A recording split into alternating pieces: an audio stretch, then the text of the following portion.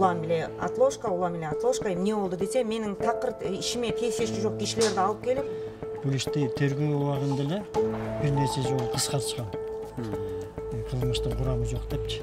Мен ошону айтып атам, сиз мени алып туруп чыгарыңыз, эки ооз эле сүйлөшөлү, ошо 500 миңди алып келишсин. Мени чыгарыңыз, анан калган ал жакта канча калмак, 1 миллион 300 миң калабы, канча калат, ошого расписка жазып берип коюп, эми өзүңүз күчүңүз өзүнө жетет экен, көрдүңүзбү, расписка менен кайра кирип кетишим мүмкүн экен. Анда мен интервью бербейм. Жок, сиз ошого эле жооп бериңиз, алдыбы же алган жокпу? Жок, мен ошо суроого эле жооп берсеңиз. Эмне сен сурооңо жооп беришиң керек? Жок, ооба алды же жок алган жок деп.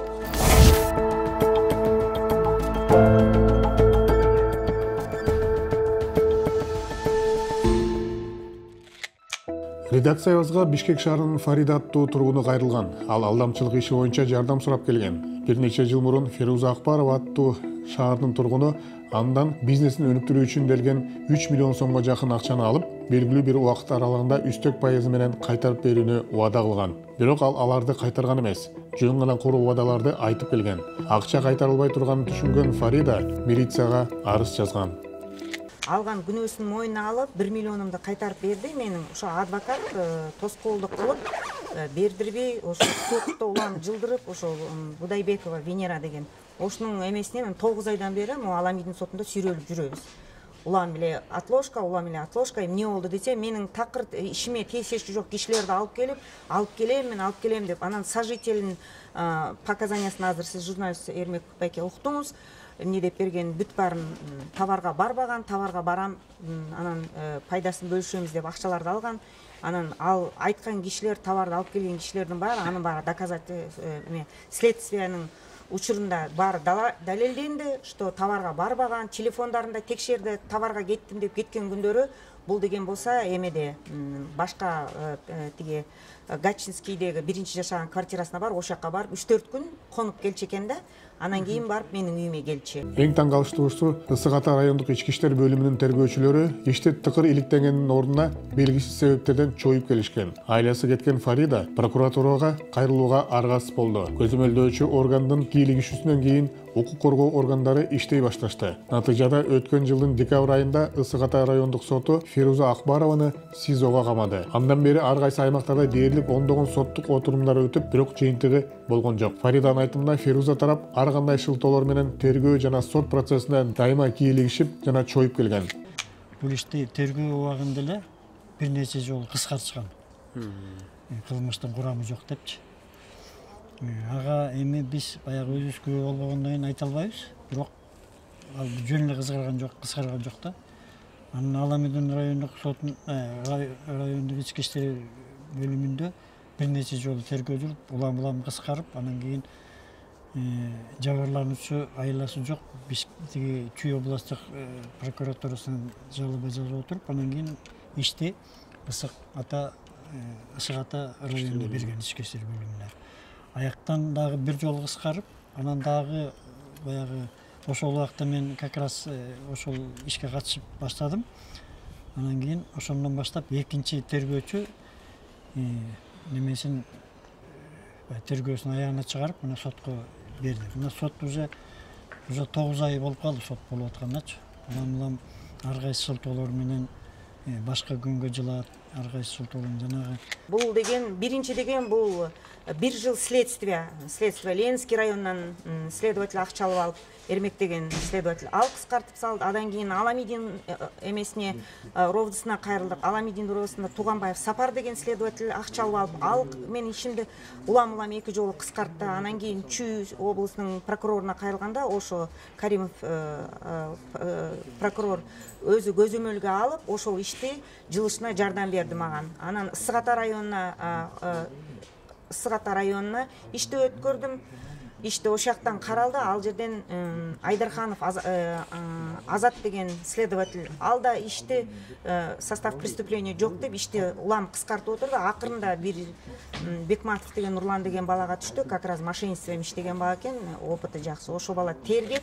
Белгилей кетсек, Фируза алдамчылык боюнча дагы бир эпизод боюнча соттолгон. Сот аны темир тор артына 2 жылга кескен, бирок ага пробация колдонулуп чыгып кеткен. Бошогондо да ал бизнес үчүн деп жарандардан карыз ала берген.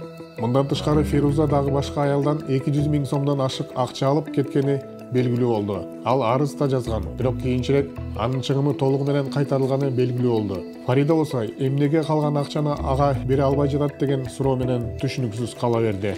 Ошол адвокатын мен урматтуу Камчыбек Ташиевке кайрылат элем. Ошондо адвокаттарды ишти жүргүздүрбөйм, Будайбекова деген Венера аттуу адвокат. Мен бүтүрүп берем, акчаны мага бер, сен соттор менен мен сүйлөшөм, прокурор менен мен сүйлөшөм деп мен ишимди жылдырбай, акчамды бердирбей атат азыр. Ошол мүмкүнчүлүк болсо, мен ошол мүмкүнчүлүктөн пайдаланып Камчыбек Ташиевке кайрылат элем. Ошондо адвокаттардын ишмердүүлүгүн карап, мен ошо мындай жазуу түрүндө да сизге кайрылайын деген. Менде Ал Эмидин райондук сотунда судья Матраимовдун төрагалыгы алдында өтүп жаткан кезектеги соттук отурумда Фируза жана анын жактоочусу дээрлик 2 миллион сом карызын албаганын айта башташты. Өз колу менен жазылган тилкаттарга карабастан, ал Фаридадан белгилүү бир сумманы алганын жазып, жарым-жартылай мойнуна алды. Фариданын жактоочулары болсо, сотко Фируза каршы арыз жазуу үчүн 500 000 сом сунуштаган аудио файлды сотко тартуулашты. Бирок Фарида толук төлөмдү талап кылган. Белгилей кетсек, Фируза өзү СИЗОдон түз телефон чалган. Вообще болбойт да, ошентип араң Ошо угулбайт экен такыры, бир жарым-жартылай. Бул жакта бирка бирдемелерди алып салганда, негизи СИЗОго телефон мүмкүн эмес го. Ошентип араң сүйлөшөбүз. Андыра сөйлөрүн уктум, бети жок, элдин баарына чуркатып, угулбай калды да. Эме, ким ана енді убактыңды кетирип Фируза эмне кыласың? Короче, алда макулда чыгып, енді мен билбейм да ага канча карыз экениңдичи. Өзүңүз эле чыгарбайсызбы мени? Аларды эмне кыласыз? Билгенди кылышсын. Ооба. Жок, просто айтып атам да, сенин пробацияң бар да, пробацияң кошулот да биякачы. Азыр ал чуркабай отурат үйүндө деп айтып атам, түшүнүп атасыңбы? Жок, чуркабаганда эле кошулат турбайбы анда, по-любому чыгарбайт да аныкы менен мени. Менин пробацияга чыкканымды даже билген эмесмин да. Енді сен өзің не дейсің? Мен пробацияга. Я. Мен ошону айтып атам, сиз мени алып туруп чыгарыңыз, экөөз эле сүйлөшөлү, ошо 500 000 алып келишсин. Мени чыгарыңыз, анан калган ал жакта канча калмак, 1 миллион 300 000 калабы, канча калат, ошого расписка жазып берип коюп, эми өзүңүз күчүңүз өзү жетет экен, көрдүңүзбү, расписка менен кайра кирип кетишим мүмкүн экен эле. Ошо калганынан мен миллион таба албайм же. Чында Кудай турат, миллион бар. Просто Фируза, Фируза окусаң, мен агада макулмун, 500ді берип калганын расписка жазып. Просто калганын төлөгөн жок распискамен десем, анда сот сени чыгарбай коюшу мүмкүн да. Ошонсун сен Фаридеже айтпат, угуп мени угуп тур. Фаридеже сиз айтпадыңызбы 500 алгандан кийин мени чыгарам деп айтпадыңызбы деп, анан кайра мага тарынасың. Түшүнүп атасыңбы? Соттук отурумда Фирузанын мурдагы өнөктөшү Нурбек Атантаевдин көрсөтмөсү да окулду. Ал тергөөчүлөргө Фируза Фарида баш болгон адамдардан кантип акча алып, төлөй албай калганын айтып берди. Айтыңызчы суроо. Акбарова Фируза Фарида жана канча калгандыгын сиз биле аласызбы жана маалыматты сиз ким аркылуу билип жатасыз? Жок. 2021-жылы жай мезгилинде Фируза Фаридажеден акча алганын айтып калган. Бирок канча сумма алганын айткан эмес. Анда Фируза мага өзү Фаридаже менен товар алып, чогуу иштесебиз деп айткан. Ал эми пайдасын чогуу бөлөбүз деп мага айтып берген. Бирок Фируза товар менен иштеген жок. Андан кийин мен жаңы автоунаа алган жатат деп 180 000 сом алганын билемин. Андан тышкары Фируза өзү мага 2 бөлүп Фаридажеден 700 000 сом алганын айтып, ал акча товарда деп айтып жүргөн. Мен ошондо кайсыл товарды сураган маалда ал мага Чынар ато эжесин айтып, ал экөөбүз чогуу пияз алганбыз деп айтып, бирок кийинчерээк Чынар эженин баласына наша менен Москвадан кармалып калды деп айтып жүрдү.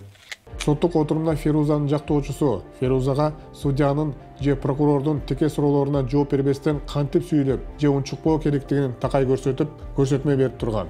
Ошондой эле өзүн Венера Будайбекова деп тааныштырган жактоочу жалпы сот залынын алдында жалпыга маалымдоо каражаттарынын өкүлдөрүнө объективдүү маалымат берүүнү талап кылды. Жолугушуудан кийин биз ачык жана түз суроолорду берип жооп күттүк. Тилекке каршы ал так жооп бере албады. Биз иш боюнча жооп берүүсүн өтүндүк. Адвокаты болсо бизди сот менен коркутуп, жооп берүүдөн качып кетти. Мага мына кыскалай айтып берсеңиз, 2 миллион, 800 миллион, 800 000. Мен билбейм алганын. Потому что мен айда болгон эмесмин. Анда мен интервью бербейм. Жок, сиз ошого жооп бериңиз. Алдыбы же алган жокпу? Айтсам. Жок, мен ошого суроого эле жооп берсеңиз. Эмне сен суроого жооп беришим керек? Жок, ооба алды же жок алган жок деп. Потому что Айежи. ошо адвокат бүт барын кылып аткан. Бүт Сіз вакуумдан кола кетип атпайсызбы эже? Точно жооп бербей жатпайсызбы? Кыска, жок, кыска жооп бериңиз эже. Жок, бербеңиз. Кайсы сотко берсеңиз эте сиздин укугуңуз. Судья Матраимов ишти кароону кийинки жумага жылдырды. Тараптардын акыркы сөздөрү жана судья өз өкүмүн чыгарышы мүмкүн деп күтүлүүдө. Ал эми биз болсо иштин жүрүшүн көзөмөлдөп турабыз.